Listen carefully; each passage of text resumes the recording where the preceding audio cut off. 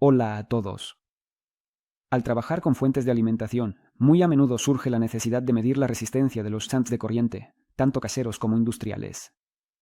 Como sabéis, con un multímetro normal, incluso uno caro, es imposible medir una resistencia de menos de 1 ohmio. Se puede medir la resistencia de cualquier resistor utilizando una fuente de alimentación de laboratorio con función de limitación de corriente, un multímetro, y la ley del abuelo Ohm. Pero siempre se desea tener un dispositivo especializado que, sin ningún movimiento corporal adicional, es capaz de medir la resistencia de resistencias de bajo ohmio y el ruido de corriente. Por eso, se decidió fabricar tal dispositivo.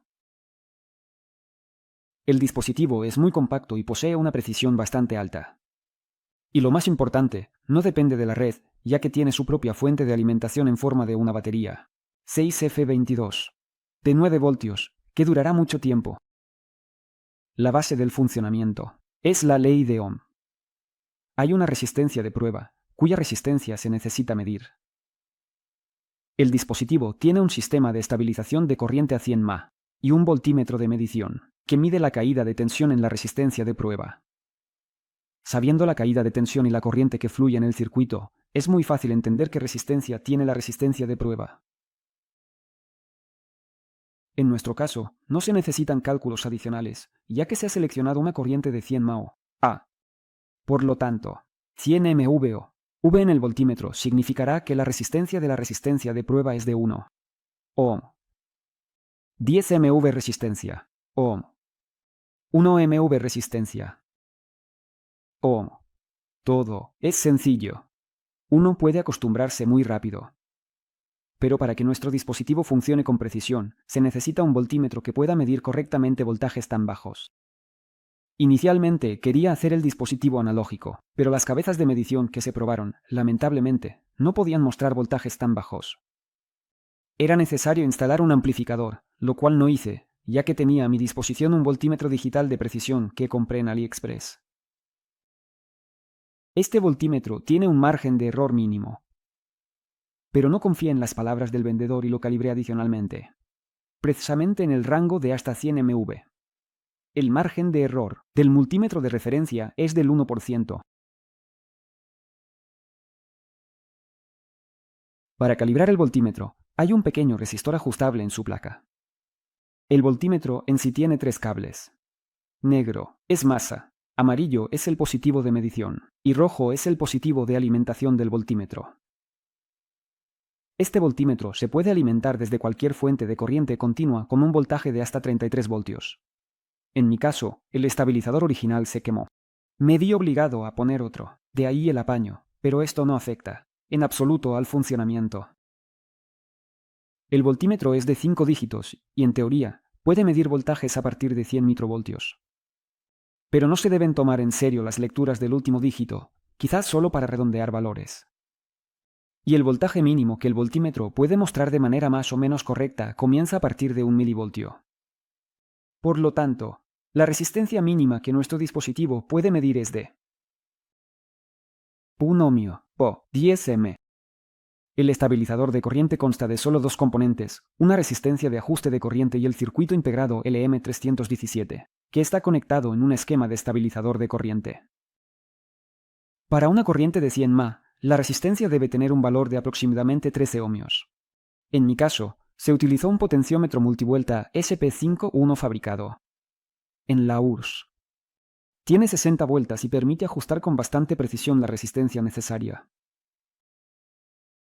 El circuito está montado en una pequeña placa de circuito impreso, aunque se podría prescindir de la placa debido a la mínima cantidad de componentes.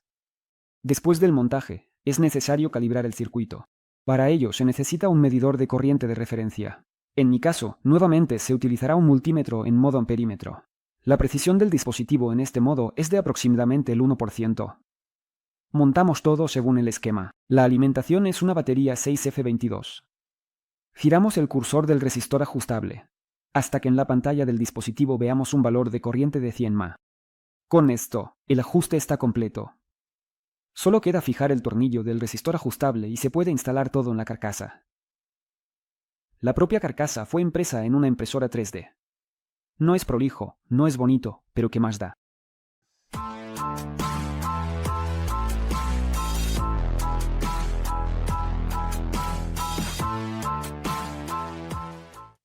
Bueno, ahora vamos a probarlo en acción.